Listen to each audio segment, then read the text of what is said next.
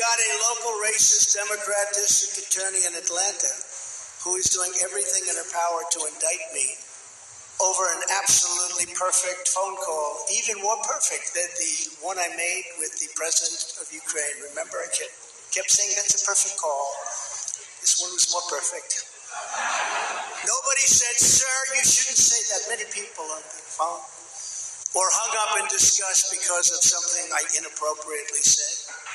Because nothing was said wrong. In fact, at the end of the call, we agreed to continue our conversation about election fraud. And election fraud, specifically in Georgia, at a later time. Many people on the phone, including lots of lawyers, nobody found anything wrong with that perfect call until a book promotion tour many months later. All of a sudden they say, I remember Trump making a call.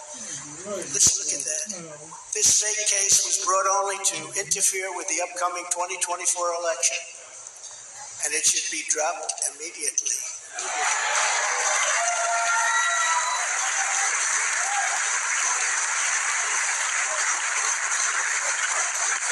Then you have a radical left lunatic known as a bomb thrower who is harassing hundreds of my people day after day over the boxes hoax. You know, the boxes hoax, as we call it. Just so everyone knows, I come under what's known as the Presidential Records Act, which was designed and approved by Congress long ago just for this reason. Under the Act, I'm supposed to negotiate with NARA, the National Archives and Records Administration, which as of this date is a radical left troublemaking organization that red flags the Constitution of the United States and the Bill of Rights as dangerous and triggering. Can you imagine? This is what we have to deal with. But there is no criminality under the Presidential Records Act. That is not what it's all about. We were negotiating in very good faith, proper way, in order to return some or all of the documents that I openly and in very plain sight brought with me to Mar-a-Lago from our beautiful White House, just as virtually every other president has done in the past. When FBI and DOJ officials with NARA were here, I told my lawyer to show them the very secure storage room in which they were locked. The FBI's sole request in writing was, could you please put another lock on the door? We immediately complied. It's a lot different than the Biden situation, isn't it? The next thing I know, we were raided by many gun-toting FBI agents who took whatever they wanted, including my passports and medical records.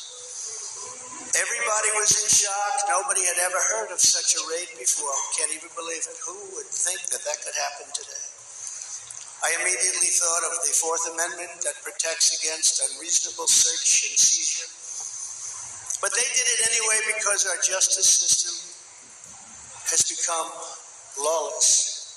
They're using it now, in addition to everything else, to win elections.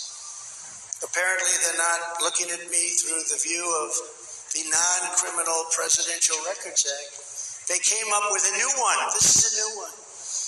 And they're looking at me through the Espionage Act. Think of that. How does that sound? Of 1917, where the penalty is death.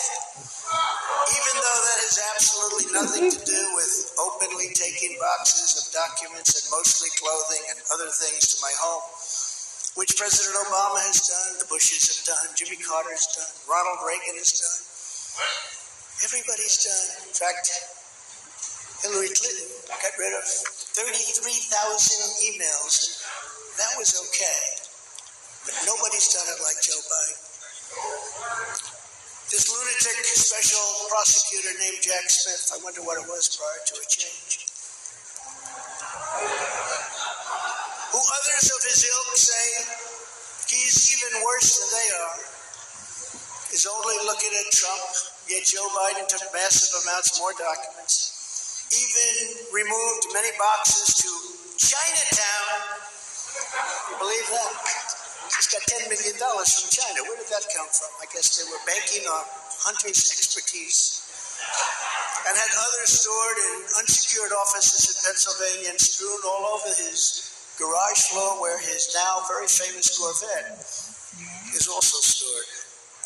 All over the floor, including classified documents. But that's okay. Perhaps most importantly, he has 1,850 boxes in Delaware, which he is refusing to give up. But isn't that real obstruction? That's obstruction. As president, I have the right to declassify documents, and the process is automatic if I take them with me. It's automatic.